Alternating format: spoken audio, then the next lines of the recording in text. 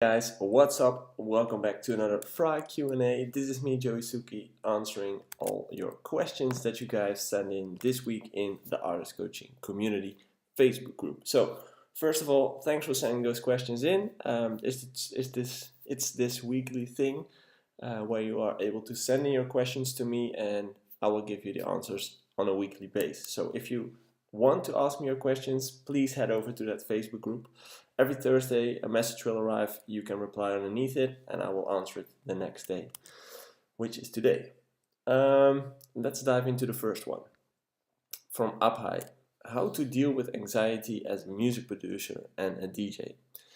Well, Up High, that's really personal because an anxiety can come from a lot of different things, and I think the most important tip I can give you is try to find professional help and find out what causes the anxiety, because the anxiety comes from something, like it's like an effect of something. So you should find out what causes it and go deeper into that actually. So like I said, it's a personal thing. You just have to find out what it is to you.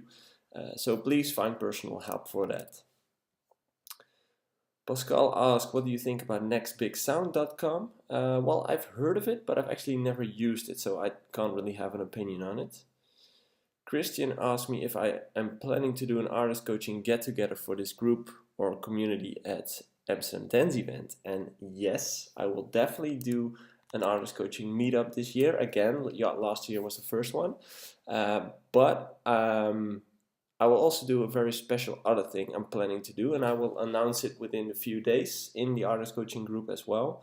So I'm planning to do this meetup thing, but also a very special other event, which you're able to sign in, and it's gonna be fun, but I will tell you more about it later. Bargav asked me some reverb tips, because it always sounds bad when I use different reverbs on different percussions. They don't sound professional in a mix. Also, I'd like to love if you can give me some tips on stereo spectrum, how to put different instruments into the stereo spectrum. Well, one of the tips I can give you, that's one of the tips that I got on music school, and kind of makes sense actually, because a lot of producers use different kind of reverbs, but what you're doing is you're creating different kind of rooms in the same mix, which could sound weird, you know.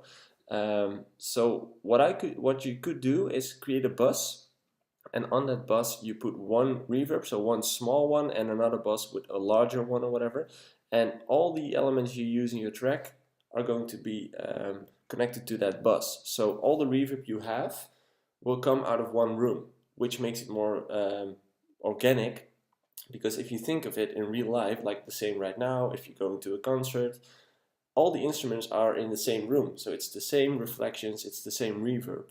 So maybe that could help for you. Regarding the putting different instruments into the stereo spectrum, I'm not sure what you mean, but maybe you could try panning, and reverb does a lot of in there as well, so maybe you could try out that. Mao. Yeah, Mao. What's the right time in your career to find a booking agency? Well, I wouldn't actually go out and find one. I would just wait till they find you. Why? A booker is mainly only interested in making money on you, so they will come from itself. Like they will come and find you when you're interesting enough to them to book you, to get them into their agency. So if you have enough value as an artist, they will turn up eventually. I wouldn't go out and search for a booking agency, because you will probably end up with a booker that isn't the right one, I guess. So I would just wait until someone approaches you. It couldn't hurt to just work on your network, by the way. You should just reach out to a few bookers, have some talks, but just don't sign yet. Abdelatif asks, what's the best release plan for a multi-genre artist producer?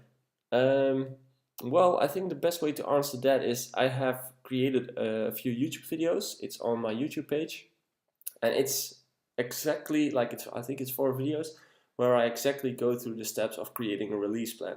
So I think it's best for you to just watch those videos, because otherwise it's going to cost me like 20 minutes right now to tell you, and it's all right there. So please head over to the YouTube channel. There's 4 videos called How to Create a Release Plan. Nicholas asked, who's your superhero? I don't really have one. And Mild asked, which one is the best to gain a following? creating remixes or originals? Well, actually both, but one of them does have my preference, and that's the remix one. Why? If you create remixes and they will be released, you will be able to gain some exposure from the original artist as well. So you dive into their fan base, which makes it easier for you to grow. And on the other hand, for a lot of people, is creating remixes for a lot of producers is easier because you already have a starting point. You already have that vocal you can start off with, or you already have that melody you start off with. You don't have to start from scratch. And for a lot of producers, that's a better way to work. It's an easier way to work. So you can create more output when you do remixes.